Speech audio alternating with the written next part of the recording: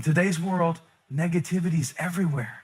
It seeps into our conversations, fills our news feeds, and echoes through the voices of doubt, both from others and from within ourselves. But if you're going to develop an unshakable mind in a negative world, the first thing you need to do is learn how to guard your mind like a fortress. Not a weak wall that crumbles under pressure, but a fortified, intentional stronghold where only what strengthens you is allowed in. You see, everything begins in the mind. The thoughts you allow to take root will eventually grow into beliefs, and those beliefs will shape your reality. So what are you allowing in? Because if you don't take control over what enters your mental space, the world will fill it for you, and not with peace, purpose, or truth, but with fear, anxiety, self-doubt, and noise. When you're constantly bombarded with negativity from the media, from people's pessimism, from comparison on social media, you need to realize that passivity is not an option. You can't afford to live with an open door policy when it comes to your thoughts. Just like a fortress doesn't let in every visitor, your mind shouldn't either. You have to become the gatekeeper of your own mind. Not everything deserves your attention. Not every voice deserves your response.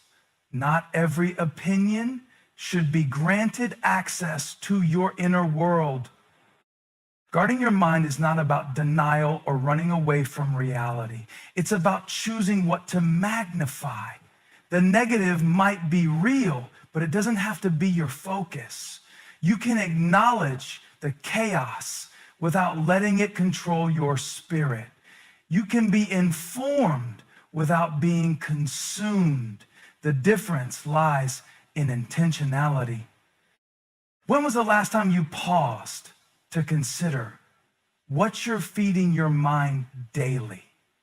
Think about the first thing you look at in the morning. Is it social media?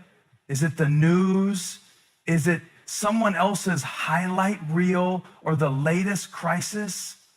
And what about the conversations you entertain? Are they filled with vision and growth or gossip and fear? What you repeatedly expose your mind to becomes your normal. And if your normal is polluted by constant negativity, anxiety will feel like home and peace will feel unfamiliar. But you can flip the script. You can start filtering what enters. Not everything gets a free pass anymore.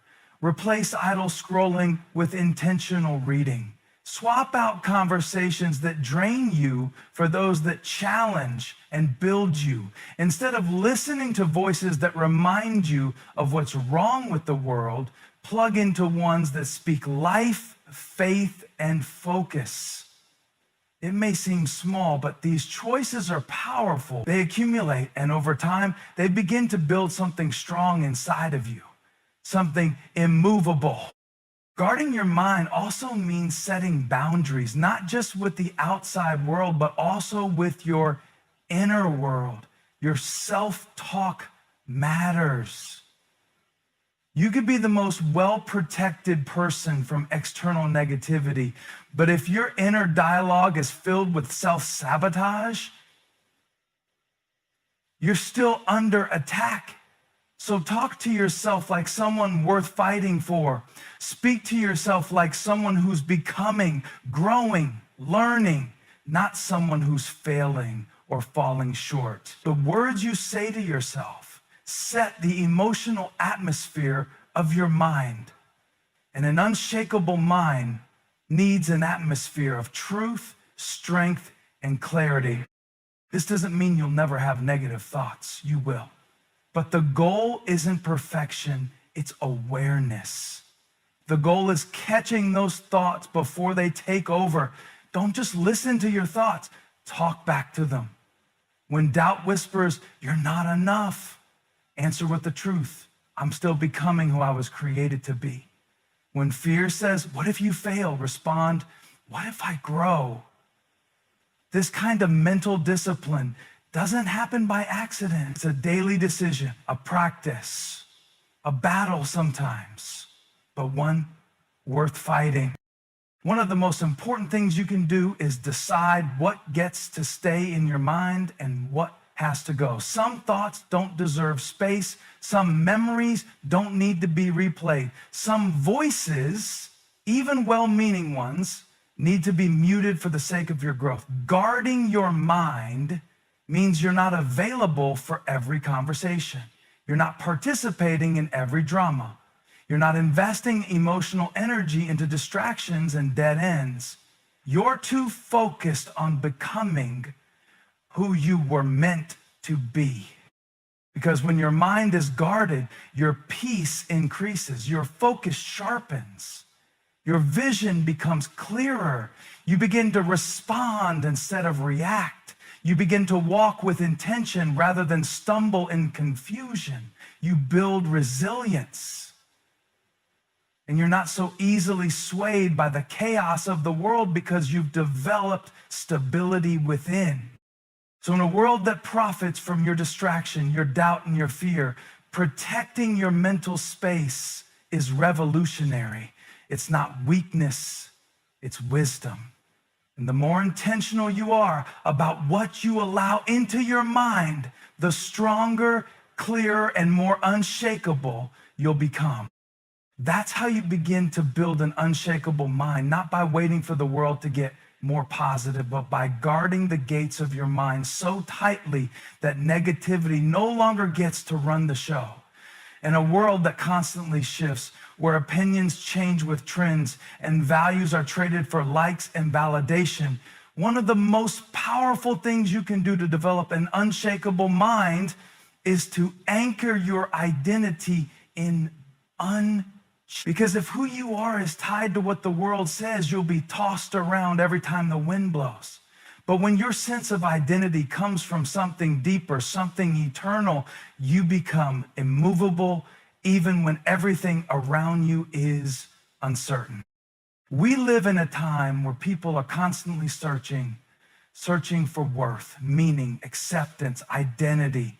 And the world is quick to offer suggestions. You're valuable if you're successful. You matter if you're attractive. You're enough if you're constantly achieving. But those definitions are shallow. They're fragile. The moment you don't meet the standard, the moment life gets hard or you make a mistake, your value gets questioned. That's not a firm foundation. That's a mental trap. But hear me. Your identity was never meant to be built on performance, appearance, or popularity. Who you are goes deeper than what you do or what others think. Your identity is not a title. It's not your bank account. It's not your past mistakes. It's not even your achievements. It's who you are at your core. The part of you that doesn't shift with seasons. And when you live from that place, you become steady in a world that's constantly spinning. If you anchor your identity in the opinions of others, you'll be chasing approval for the rest of your life. And here's the problem with that. People are fickle. One moment you're celebrated, the next you're criticized. If your confidence is tied to applause, you'll be crushed by silence. But when your identity is rooted in truth that you were created with purpose, that your life has value regardless of how it looks right now, that you are loved even when you're imperfect, you begin to walk with a confidence that can't be shaken. This kind of identity is not based on feelings because feelings fluctuate. Some days you feel strong, other days you feel like quitting. But the truth about who you are doesn't change based on how you feel. And it doesn't change based on what others say. That's why it's essential to stop building your identity on circumstances. Because circumstances shift, seasons change, people leave, plans fail. But if your identity is anchored in something deeper, something eternal, you will remain grounded. Let me be clear, this doesn't mean ignoring growth or avoiding feedback, but there's a difference between growing from a place of strength versus striving from a place of insecurity. When you know who you are, you don't hustle to prove something, you move with purpose. You don't panic when doors close. You trust that your worth isn't tied to that door. You don't crumble under criticism. You evaluate it without losing your peace. We're living in an identity crisis generation. People are trying to become something without knowing who they already are. But the truth is, when you know your identity, you stop competing and start creating. You stop comparing and start becoming. You stop chasing worth and start walking in it. You realize that you're not here by accident and you have something valuable to offer, not because you're perfect, but because you're aligned with truth. This kind of identity can't be borrowed from culture or handed to you by society. It has to be discovered internally. And often it's in the quiet moments when the world stops shouting and you finally get still that you begin to remember who you really are. The noise of negativity loses its grip when you return to truth. And truth is always stronger than trend. Some of the most unshakable people you'll ever meet aren't the loudest. They're not the most followed or the most celebrated. They're the ones who've quietly done the work to root their identity in something deeper. They've fought through self-doubt.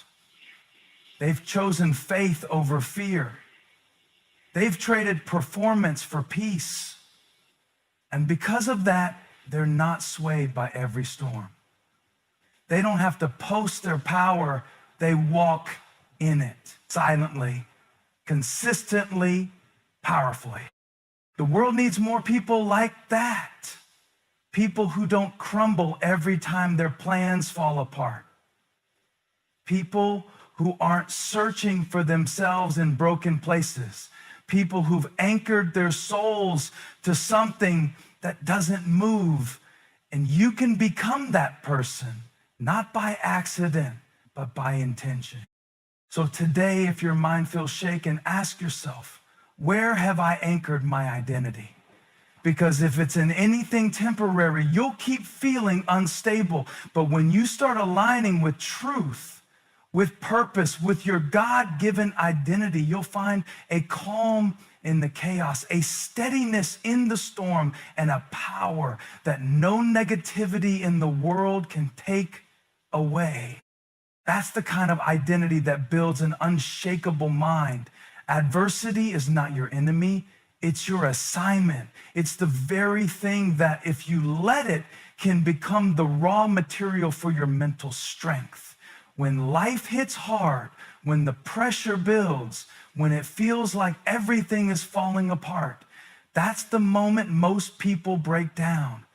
But what if that's actually the moment you were made for? What if the setback isn't a stop sign, but a signal that it's time to grow stronger, to go deeper, and to rise higher?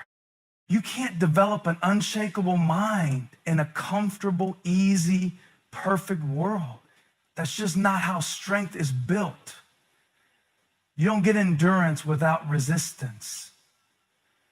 You don't build mental fortitude without facing pressure.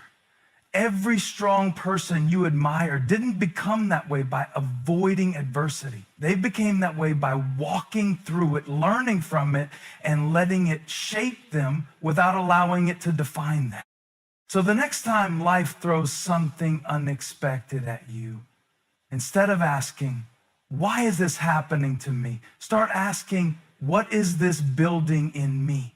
Because the truth is, every challenge carries the opportunity to reinforce your mindset. Every trial is training. Every storm, if you face it with the right perspective, can add to your internal armor. And once you begin to see adversity through that lens, everything changes. Think about it. What if the pain you're trying to avoid is actually preparing you for the purpose you keep praying for? We often say we want strength, resilience, wisdom, influence, but those things don't just show up fully formed.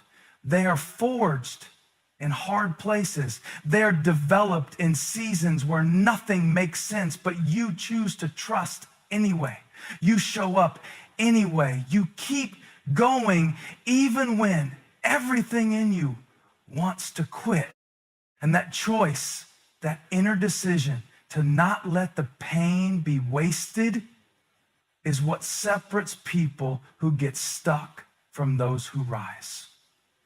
It's not that unshakable people never go through hardship.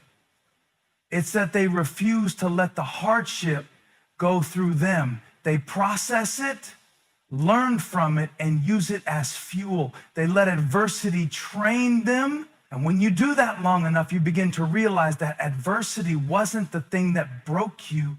It was the thing that revealed what you're made of. We've been conditioned to believe that struggle is a sign of weakness. But what if struggle is actually the birthplace of strength? What if the very thing you thought would destroy you is the thing that develops your voice, your message, your mission? The greatest breakthroughs often come right after the greatest resistance. The deepest wisdom is often born out of your most painful experiences, but only if you choose to lean in and grow through it. You see, an unshakable mind doesn't come from wishing the world were easier. It comes from becoming stronger in the middle of difficulty. It's about shifting your perspective from victimhood to victory. It's about refusing to be defined by the wound and instead choosing to be defined by the wisdom it gave you. That's not denial. That's power. That's redemption. That's rising in the face of what was meant to bury you. And let's be real, there are moments when you don't feel strong, moments when you want to hide, to quit, to let go. But that's where the transformation happens. Not in the moments where everything is easy, but in the moments where you want to break down and you choose to breathe, to stand, to keep going. That's where unshakable minds are born, in silence, in struggle, in private victories, long before anyone ever sees your strength. Even failure has a purpose. When you fail and learn, you're not starting over from scratch. You're starting from experience. You're building muscle. You're becoming someone who knows how to handle pressure, how to stay grounded in chaos, how to think clearly in confusion. That kind of strength cannot be downloaded. It cannot be bought. It's earned in the trenches of adversity. One decision, one prayer, one choice at a time. So instead of resenting the hard season, start asking what it's producing in you.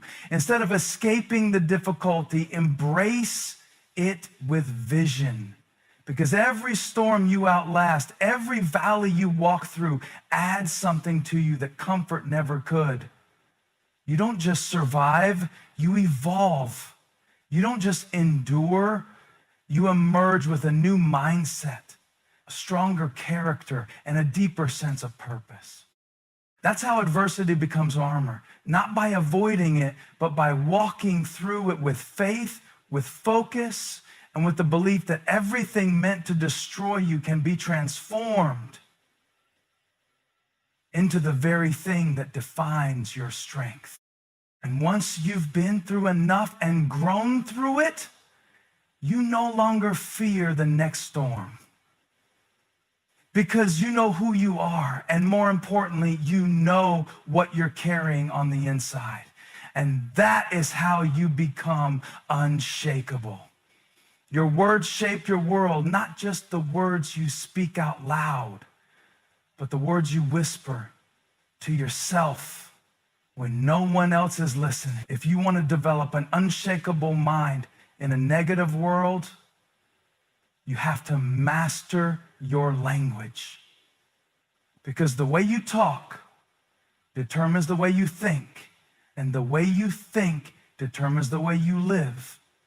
In a world filled with discouragement, doubt, and fear, it's easy to let your language reflect the chaos. But if you keep speaking like a victim, you'll never think like a victor. Too many people wake up every day planting seeds of limitation with their own mouths. I'm not good enough. I'll never get through this. It always ends badly for me. And then they wonder why their life feels so stuck. The problem isn't just the situation, it's the script they keep rehearsing in their mind. The truth is, your words are not just descriptions, they are directions. Every time you speak, you're either reinforcing fear or building faith. You're either feeding your insecurity or strengthening your identity. You're either echoing the negativity around you or rising above it by declaring something better. Now, this doesn't mean you ignore reality. It means you speak to it with intention. It means you shift from describing problems to declaring possibilities. You might be in a storm, but your mouth doesn't have to repeat the thunder. You might feel uncertain, but you can still speak with clarity and hope, because when your words align with purpose, your mindset starts to shift, and that shift is what leads to transformation. There's power in what you say, especially when you speak life in the middle of difficulty. Anyone can talk about what's wrong. It takes someone with discipline, vision, and conviction to speak about what's possible, even when nothing looks like it's changing. That's the voice of someone who refuses to let the outside world control their inner world.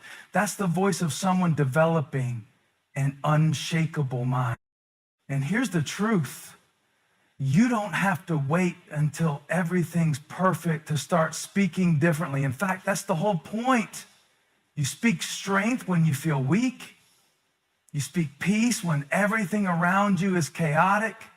You speak truth even when lies seem louder. That's not denial. That's dominion. That's taking back control of your narrative, because the story you tell yourself every day becomes the framework for your future. Think about what you say when you're alone, when things go wrong, when you're afraid. Do you speak panic or peace? Do you curse the moment or call it an opportunity? What you say in the dark reveals what you truly believe. And if you don't like what's growing in your life, check the seeds you've been planting with your words. This is why gratitude, declarations, and affirmations aren't just feel-good concepts. They're strategic tools. When you wake up and begin your day declaring who you are and what you're called to do, you're not just being positive, you're setting the tone for your mindset. You're saying, no matter what comes at me today, I've already decided how I'm going to respond. I've already trained my mind to stay focused. I've already told myself the truth. Don't underestimate the power of your voice. It's not just for communication, it's for creation. What you consistently say will eventually shape what you see.